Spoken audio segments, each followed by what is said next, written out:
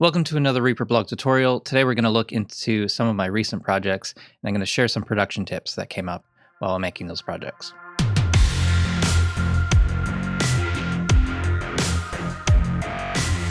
All right, so the first project we're going to look at is this sort of a synthwave type beat, and the actual element that I want to show you is this synth part right here.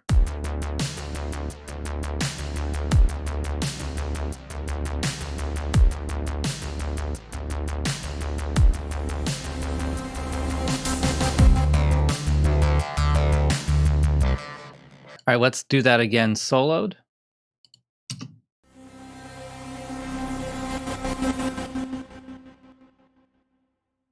So the synth that I'm using here is Hybrid 3.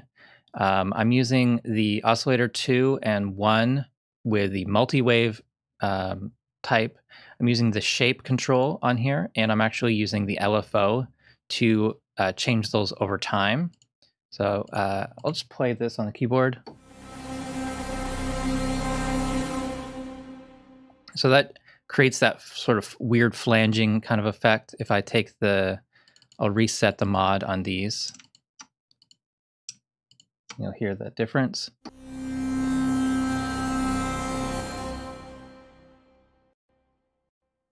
So it does make quite a big difference there. As those frequencies in the wave shapes collide and do some interesting things there. I'm using the amplifier envelope to just control the volume to give it a swell up. For effects, I'm using the hall reverb that's built in, and there's some chorus on this. So without the hall and the chorus, so this really helps smooth it out, add some space. And there's no other effects on the track. So where are all these weird effects coming through? The choppy effects, the swell up, and all that kind of stuff. So let's look at the automation lanes for this track. I've got two volume envelopes that are active at the same time. I have this one automation item that swells up from about -4.6 to 0, and that's just going to help with that kind of swell up. And then I've got another one that's stacked on top. Automation items can actually overlap, and the results will be combined. Really cool feature that I don't think a lot of people realize with these things. So these automation items are on the same envelope, and they are going to be combined. So we can have that swell up plus this chopping effect that goes from +1 to -4 on 16th notes, actually 32nd notes.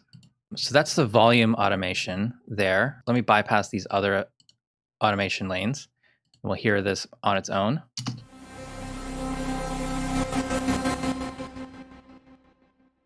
And I extended the length of this automation item past the length of the MIDI note because I wanted that, that reverb tail to also have that chopping effect. The next thing I wanted to do was put in something to help the transition to make it wider. So we've got the width control on the track, which is just when you're in stereo pan mode, you have a width and a balance control. So I'm starting off at mono and then going up to 100% width at the end of the note.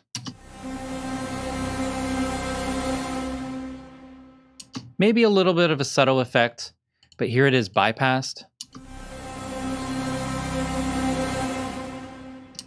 So it's stereo all the way through. And now with that width automated, starts out mono, ends up stereo. And then the last envelope here is my actual volume adjustment to get it to fit in the track. I'm using the trim volume envelope, which you may not have seen before. It's only accessible through the menu when you right-click on the trim read button, or open it up in here, and it's, you know, this is a mess.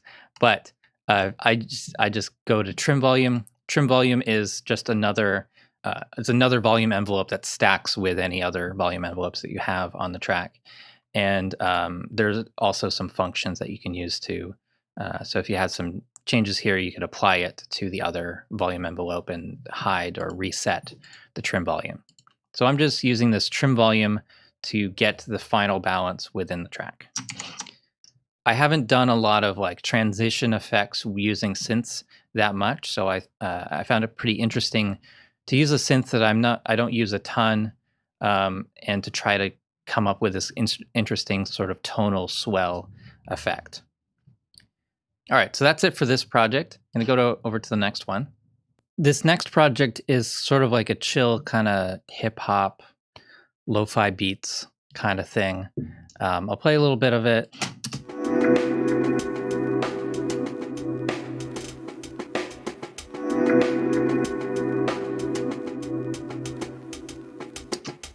And what I want to focus on here is the vinyl crackle in the background. I'll mute it just so you can kind of hear what it actually adds to the project.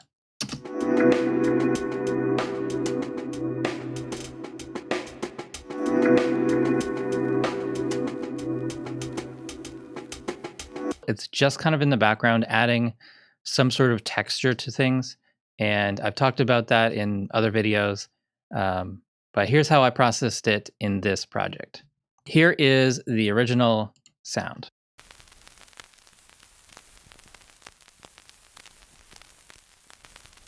It's very bright. There are parts that kind of jump out in kind of a jarring way. There's also a little bit of an imbalance between the left and right. And so those are all things that I fix with this effects chain. So we're going to start off with the first plugin, General Dynamics. This is a stock plugin. I don't use it all that much. It came out quite a while ago. I think it came out with version 5 update. But yeah, I don't use it for many tasks, but I've been using it for this over the past week. So what it's good for is catching really fast transients. And kind of the unique thing about this is you can draw in your dynamics curve on here. So this straight line from the lower left to the top right is the dynamic response curve, and it's linear when it's doing nothing at all. So the original sound input and output is exactly the same. But if we start drawing in a curve, something like this, this would start compressing or limiting depending on how steep this is. We could do something like this, where it's doing like 40 dB of gain reduction. You're not hearing it at all. So I'm just going to do something like this.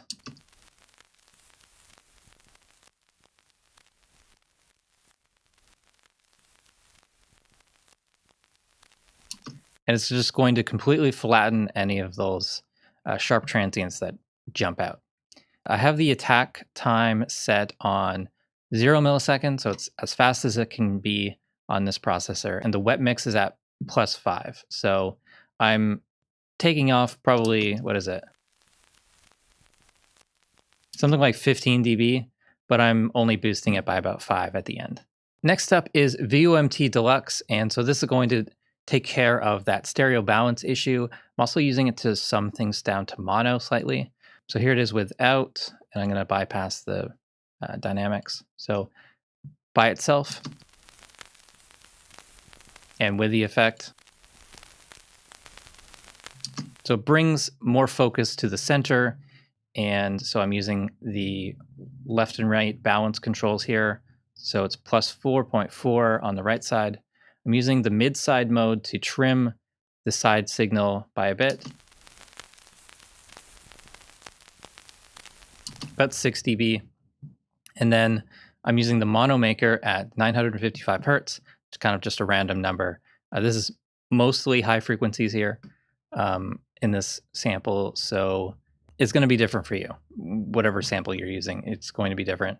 And we're narrowing it by 70% below 955 hertz. And I like the focus that brings to the sound. Next, I've got ReEQ, just kind of taming those super high highs. You know, I may have actually put this on before some of the other effects, but I think it's still worth having on here, trimming any subsonic frequencies and stuff like that.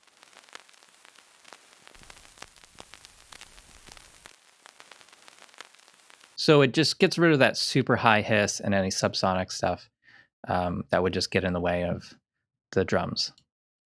Then I've got Tone Boosters Reverb 3, and here's how it sounds at 100% wet.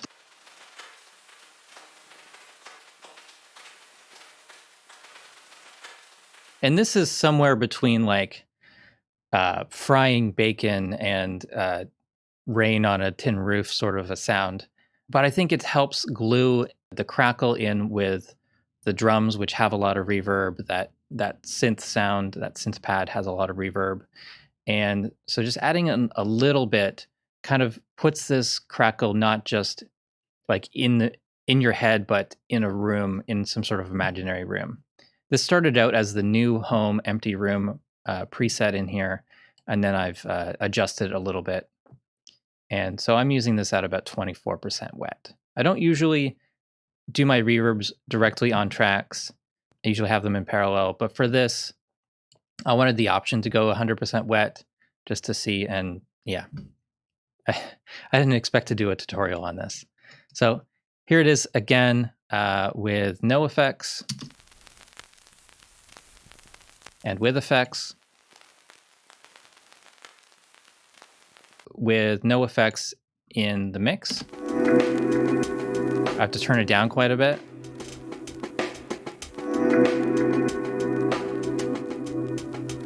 I think it still jumps out too much. With effects.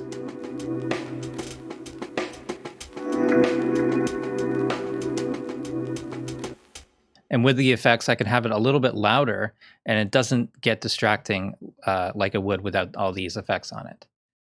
So there you go, guys. Some production tips from recent projects. Hope you've enjoyed this video. Thanks so much for watching. Please subscribe to the channel if you haven't already. Follow me on Facebook and Twitter. Support the Reaper blog through Patreon, and visit reaperblog.net for a lot more tutorials.